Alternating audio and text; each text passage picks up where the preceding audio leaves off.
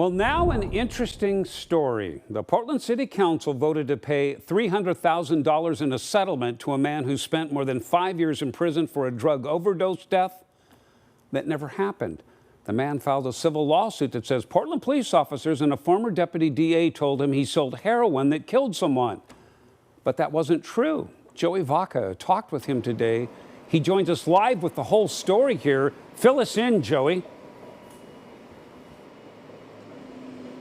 Yeah, Jeff, this all stems from a 2015 heroin overdose that Portland police responded to where that man actually pulled through. That's not what Adam Gregg says he was told at the time, but after today's city council decision, Gregg tells me he's really happy with where he's at. Regardless of what a person has done, they still deserve the protections of due process and a right to a fair trial, which is what was not given here. Adam Gregg says he takes accountability for selling drugs in the past and admits he made mistakes. After the overdose, officers caught up with Gregg and told him he sold heroin that killed someone. So he pleaded guilty and went to prison, but after getting out, he learned that man he thought he killed wasn't dead.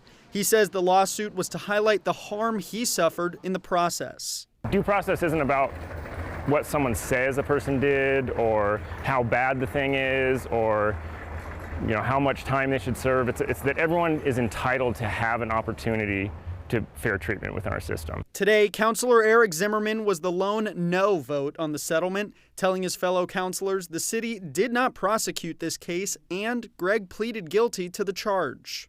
Given all of that and this idea that we're going to negotiate with drug dealers, I feel very dissatisfied with being brought this settlement. When you do the time for the crime you committed and pled to, I don't see the concern here. Gregg tells me he watched this morning's council meeting and respects Zimmerman's point of view. I don't hold any ill will towards the position that this is a thing where an individual has done poor things in the past, but I think that ultimately what this settlement represents is an accounting for harms that were done by the police officers.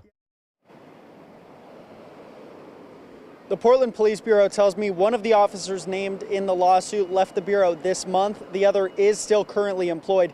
Now, as for Gregg, his conviction was vacated in 2022. He's now 9 years sober and in his third year at Lewis and Clark Law School, trying to become a civil rights lawyer. Live in downtown Portland, Joey Vaca, KOIN 6 News. Thanks, Joey.